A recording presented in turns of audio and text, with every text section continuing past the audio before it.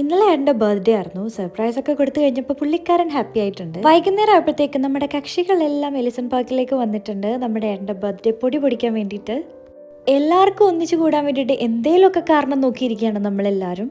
Birthday function മാത്രമല്ല, സ്നേഹയ്ക്ക് വേണ്ടിയിട്ടുള്ള send off party കൂടി നടക്കുകയാണ്. സ്നേഹൻ ടറൻസേട്ടൻ്റെ നാട്ടിലേക്ക് പോവുകയാണ്.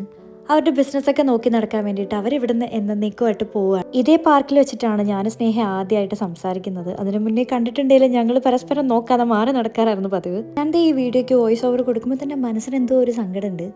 ഇവളെനിക്ക് ബെസ്റ്റ് ഫ്രണ്ട് മാത്രമല്ല, എൻ്റെ ഒരു സഹോദരിനെ കൂടി പോലെ തന്നെയായിരുന്നു. കാരണം സഹോദരങ്ങൾ തമ്മിൽ മാത്രം തല്ലുകൂടുന്ന രീതിയിൽ ഇവളുമായിട്ട് മാത്രമേ ഞാൻ തല്ലുകൂടിയിട്ടുള്ളൂ ഇവിടെ വന്നിട്ട്. തല്ലെന്നൊക്കെ പറഞ്ഞാൽ നല്ല കാര്യമായ തല്ല് തന്നെയാണ്, കളിയിലുള്ള തല്ലൊന്നുമല്ല.